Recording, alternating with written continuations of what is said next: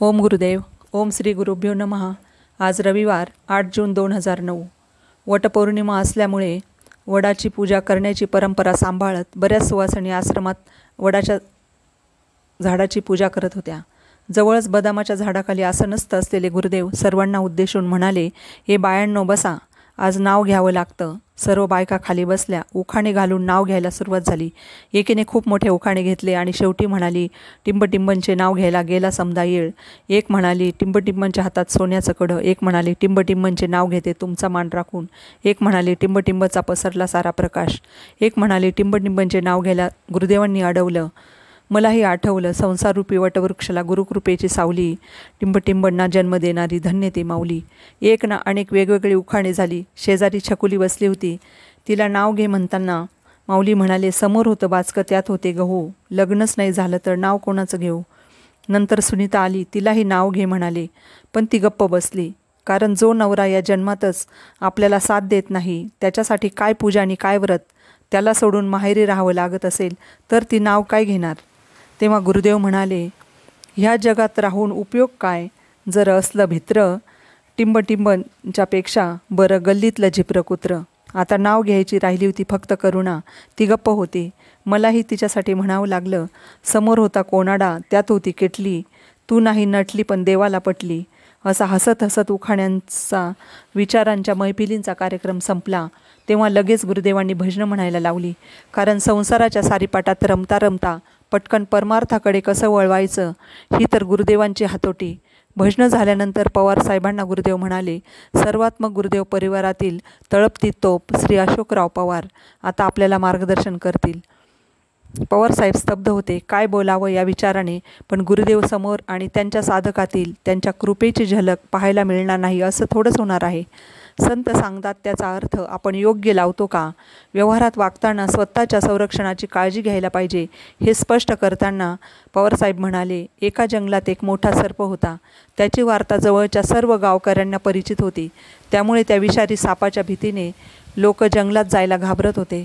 एकदा एक संत तेथून चालले. सापानं फुसकारलं पण ते शांत होते. तेव्हा साप म्हणाला, हे महात्मा, मला घाबरून या जंगलात कोणीही येत नाही. तुम्ही आलात आणि माझ्या फुसकारण्यानेही तुम्ही विचलित झाला नाहीत. मी पूर्वजन्माच्या कुकर्माने या सर्पयोनीत वर्षानुवर्षे जीवन जगत आहे. यातून माझी मुक्ती कशी होईल, त्यासाठी मला उपाय सांगा. तेव्हा संत म्हणाले, आजपासून 1 वर्षाने मी पुन्हा येथे येईल. तोपर्यंत तुम्ही कोणालाही त्रास द्यायचा नाही. हे एक व्रत तुम्ही घ्या. असे म्हणून संत तेथून निघून गेले. सापानेही या व्रताचा अवलंब केला. 1 वर्ष संपले होते. ते संत पुन्हा जंगलात आले. तेव्हा पाहिले की इतका मोठा साप आणि इतका विवश, इतका लाचार. संत त्याच्याजवळ गेले आणि त्याला विचारले, तुझी ही हालत कोणी केली. तेव्हा सापाने उत्तर दिले, महात्मा, तुमच्यामुळेच माझी ही अवस्था झाली. तुम्हीच तर मला सांगितले होते, तू कोणाला त्रास देऊ नकोस.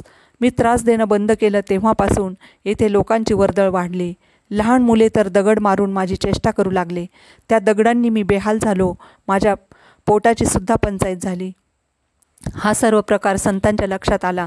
तेव्हा ते म्हणाले की मी तुला दुसऱ्याला त्रास देऊ नको असे म्हटले होते. हे खरे आहे, पण तू स्वतःचं संरक्षण करू नको असं थोडंच म्हटलं होतं. अरे, तू एवढा मोठा स्वसंरक्षणासाठी नुसता फुसकारला असतास तरी तुला कोणी त्रास दिला नसता. सांगायचे तात्पर्य असे की व्यवहार योग्य बनण्यासाठी संतांनी केलेला उपदेश आपण पूर्णपणे समजून घेतला पाहिजे, नाहीतर अनर्थ व्हायला वेळ लागत नाही. दुसरी गोष्ट, आपण संतांकडे येतो तो उद्देश परमार्थाचा असेल तर दिशा योग्य, पण सांसारिक अपेक्षापूर्तीसाठी येत असलो आणि आपली अपेक्षा अपूर्ण राहिली तर सद्गुरूंवर असलेली आपली श्रद्धा कमी व्हायला वेळ लागत नाही. सद्गुरूंवर आपली श्रद्धा अटळ असावी. ह्या मुद्द्यावर विश्लेषण करून झाल्यानंतर या मुद्द्यापुढील प्रवचन गुरुदेवांनी सौ सारिका नरवडे हिला करायला सांगितले. आणि नंतर पूज्य गुरुदेव म्हणाले, जर आपले जीवन आपल्याला सुखमय घालवायचे असेल तर आपण आपल्या गरजा कमी केल्या पाहिजे. गरजा कमी झाल्या की आपोआपच पैसे कमविण्यासाठी रात्रंदिवस राबावं लागणार नाही. आपण सद्गुरूंच्या दारी येतो. जर आपला उद्देश परमार्थाचाच असेल तर प्रगती होतच राहते. कारण परमार्थ हा प्रत्येकाला त्याच्या पूर्वसंचिताने प्राप्त होतोच. त्यात आणखी गुरुकृपा मिळाली तर मग त्या जीवाची काळजीच नाही. कारण त्याचं जगणं हे आत्म्याने जणू परमात्म्याला अर्पण केली कुडी असं होतं. नाहीतर काही लोक देवापुढे 2-2 तास साधना करत बसतात, पण सांसारिक उद्देश सफल व्हावा म्हणून. मग त्याचा काही उपयोग होत नाही. जे तुमचे सद्गुरू असतील, ज्या संतांवर तुमची श्रद्धा असेल, त्यांच्या आज्ञेचं पालन करून जीवन जगण्याची सवय लावली तर धोके टळून जातात, कारण ते धोके टाळण्याची जबाबदारी त्यांची होते. जर कुटुंब प्रमुखाच्या आज्ञेत राहून जीवन घालवत असाल तर तुम्ही निश्चिंत राहता, कारण सर्व जबाबदाऱ्यांची, सर्व कर्तव्याची सर्व जबाबदारी त्या कुटुंब प्रमुखावर येते. मन मरे न माया मरे, मरमर गये शरीर, आशा तृष्णा ना मरे, कह गये दास कबीर. आपण कितीदा जन्माला आलो, म्हणजे कितीतरी शरीर आपण धारण केली आणि पुन्हा मेलो, पण तरीही आपल्या आशा आकांक्षांचा अंत झाला नाही आणि त्या आकांक्षेच्या पूर्तीसाठी प्रत्येक जन्मात पूर्वसंचित वाढवत गेलो. जन्म तर वाढत गेले, पण खरं जगण्याचा अर्थ कळालाच नाही. पेरले ते उगवते, बोलण्यासारखे उत्तर येते, मग व्यर्थ बोलणे ते काय निमित्ते. आपल्याला जे हवं आहे ते आपण दुसऱ्याला द्यावं. आपल्याला मान हवा असेल तर तो अगोदर आपण दुसऱ्याला द्यावा. आपल्याला जर प्रेम हवं असेल तर आपण दुसऱ्याला प्रेम द्यावं. हे बघा, एका आंब्याच्या कोळीत किती वृक्ष लपलेले आहेत, एका लिंबाच्या लिंबोळीत करोडो करोडो वृक्ष लपलेले आहेत. हे आपल्याला समजायला पाहिजे. समोरच्याचा द्वेष केला तर तेवढ्या पटीत तो आपल्याकडे येतो. आपण अपशब्द वापरले तर ते फिरून आपल्याकडेच येतात. मग आपल्या प्रारब्धाच्या भोगात आणखी भर कशाला घालायची. जेवढं प्रेम देता येईल तेवढं द्या. सर्व सुखाचे मूळ प्रेमच आहे. एकदा एक माणूस नोकरीसाठी जायचा. स्टँडवर त्याला एक भिकारी भेटायचा आणि तो त्याला म्हणायचा, गरीब को दे दो, भगवान तेरा भला करेगा, तेरे बाल बच्चे सुखी होंगे. असं रोज तो त्या माणसाला म्हणायचा. तेव्हा तो माणूस त्याला म्हणाला, अरे यार, मी पैसे देईल, पण माझा पगार तर होऊ दे. पगार झाल्यावर त्याने ठरवलं होतं की आज त्या भिकाऱ्याला पैसे द्यायचे. भिकाऱ्याजवळ गेला, खिशात हात घातला तर समजले की कोणीतरी त्याचे पाकीट मारले होते. आता त्या भिकाऱ्याला काय सांगायचे. पगार झाल्यावर देईन म्हणून त्याला आशेवर ठेवले आणि त्याला पैसे द्यायचे तर ही वेळ. तेवढ्यात तो भिकारी म्हणाला, दे ना भाई. तेव्हा त्या माणसाने त्या भिकाऱ्याचा हात आपल्या हातात घेतला आणि म्हणाला, अरे, आज तुला मी पैसे देणारच होतो, पण तुला कसं सांगू, माझं पाकिटच चोरीला गेलं. असहाय शब्दांनी तो बोलत होता आणि भिकारी तर आनंदी झाला. त्याला म्हणाला, अरे भाई, आज तू जे मला दिलं ते आजवर कोणीही मला दिलेलं नाही. तू या भिकाऱ्याचा हात आपल्या हातात घेतलास, आजवर कोणीही माझा हात आपल्या हातात घेतला नव्हता. तू पैसे देण्यापेक्षाही हे मला खूप मोठं वाटतं आहे. असं म्हणून तो निघून गेला. म्हणजे देण्यासाठी फक्त पैसेच नसतात, सहानुभूती, प्रेम ही द्यायची आपण सवय लावावी. असं वागावं, असं चालावं की मुंगीलाही इजा होणार नाही याची काळजी घ्यावी. काही लोकांना तर नुसती घ्यायचीच सवय असते. असाच एक माणूस होता. तो फक्त लोकांकडून घेतच असे. कोणाला काही द्यायला तो कधीच तयार होत नसे. पण एकदा एकंटी जागी तो विहिरीत पडला. त्याला पोहता येत नव्हतं. योगायोगाने काठावर 3 माणसं त्याचा आवाज ऐकून आली आणि त्याचा जीव कसा वाचवायचा या विवंचनेत असताना एकाने युक्ती काढली की आपली धोतरं एकाला एक बांधून खाली सोडू, पण तेवढ्याने काही पुरेसं होईना, थोडी लांबी कमीच पडली. आता काय करायचं म्हणून एकाला उलटं सोडलं, जेणेकरून आत पडलेला माणूस ह्याच्या हातात हात देईल. तसं ठरलंही.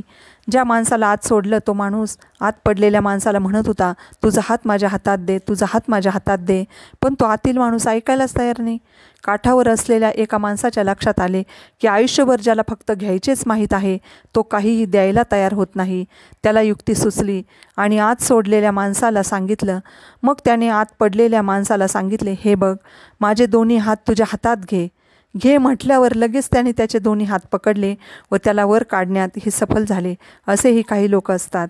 जे जीवन आपल्याला मिळाले आहे त्याचं सार्थक केलं पाहिजे. उगीचच आवडलं म्हणून खूप खायचं, मग आजार, मग औषधं, मग गोळ्या खाऊनच जगावं लागतं. पक्ष्यांना गोळ्या लागत नाही, किडामुंगीला गोळ्या खाव्या लागत नाहीत, कारण त्यांना जेवढं आवश्यक तेवढंच ते खातात. आपणही हे ध्यानात ठेवावं. जेवण जरा कमीच करावं. काही भाग पाण्यासाठी व काही भाग रिकामा असावा, म्हणजे व्यवस्थित पचन होते. खाण्यासाठी सगळ्यात हलका आहे तो भात, नंतर मूग डाळ, त्यानंतर भाकरी, नंतर पोळीचा नंबर लागतो. भाज्यांमध्ये रसाभाजीचा वापर करावा. जे शरीर परमार्थासाठी उपयोगात आणायचं त्याची काळजी घेतलीच पाहिजे. जास्तीत जास्त जप ध्यान करावं. सेवा सत्संग करावा. आपण ज्याच्या आश्रयाला आहोत त्या ईश्वरावर, त्या सद्गुरूंवर सर्व सोपून द्यावं. सगळ्यात सोपं आहे ते. मेरी सोची मत कर प्रभू, मै मूरख तू अज्ञान. मेरी सोची मत कर प्रभू, मै मूरख अज्ञान. तेरी सोची तू ही कराले, इसमे मोर कल्याण. मला एका संतांचे सानिध्य लाभले. त्यांना ममम पप्पा म्हणायचे. त्यांची एक विचारधारणा होती की आपण 2-3 महिन्यांच्या बालकासारखे व्हावे. मग त्याला कशाची अपेक्षा, कशाची भीती, कशाचा लोभ. ते आईच्या मांडीवर सुरक्षित असते. मग त्याला बाकी कशाचा विचार करण्याची गरजच नाही. फक्त निश्चिंत पडून राहायचं. ज्या आपल्या प्राथमिक गरजा आहेत, आहार, निद्रा, भय, मैथून, हे प्रत्येक जीवाच्या ठिकाणी आहे. साधनेने ते नियंत्रित होत जाईल. आपण फक्त साधनेवर लक्ष केंद्रित करायचं. असं म्हणून माऊलींनी त्यांचं बोलणं संपवलं होतं. तेरा तुझको अर्पण प्रभू. ओम गुरुदेव.